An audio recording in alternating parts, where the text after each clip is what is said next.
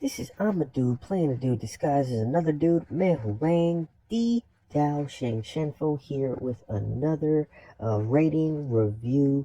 Today we're going over Invincible. Invincible, I never watched it. I heard of it.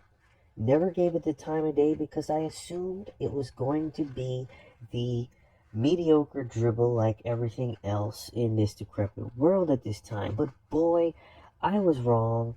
There is entirely too much to go over with Invincible, and the show entirely is too good to ruin for others. With that in mind, I'll step over the point of contention for those who have already watched it from this point on.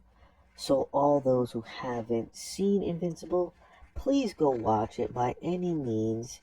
Each episode is basically 55 minutes and it's jam-packed with dope character development and progressiveness. I sorely did not believe this show was going to have. I give this show, as of the last episode of season 3, including the Adam Eve one-time spin-off episode, a 9.9 out of 10. Now, for those who have already seen it, this is basically the point in the video where if you haven't seen it, just stop watching the video. And then I'll probably come in later in the video and give my last little excerpt that is okay for someone who, hasn't seen it yet. But for those who have already seen it, my gripe with the show, and this is not an overwhelming gripe for the sake of, but I do gotta state points of emphasis I noticed. So primarily my gripe has to do with the Martian parasites. The episode where after the astronaut came back and was clearing his house, it was never explained how that one Martian parasite got back to Earth, and it doesn't make any sense how there would just be one in his house in the sink water just chilling. I feel as though that needs to be explained.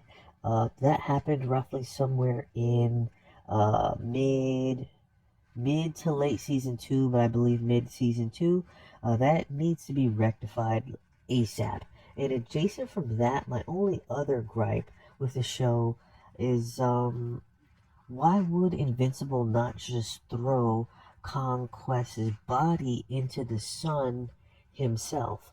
There are several points in the show or instances where Invincible has his issues with Cecil in general, but especially because Cecil is using the Necro cyborg creating weirdo guy to make Necroborgs essentially, and Invincible made it a point based off the episodes where they took place based off his knowledge, finding out said information, to basically stand 10 toes down and say he does not really like Cecil or condone any of his innate actions in any regard because of Cecil's use of the Necroborg creating weirdo scientists.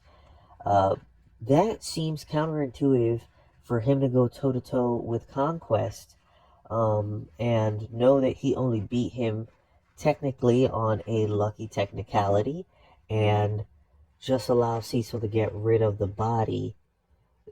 That to me seems to be an issue in the writing, because given everything that Invincible went through before his fight with Cecil and after his fight with Conquest, it seems obvious that Cecil would find some way to use Conquest's body, given the fact that Invincible told him to get rid of it. Like, based off everything Invincible has gone through, that doesn't make any sense writing wise. Like, there would be an absolute 0% chance based off how everything was written just before that particular point in time that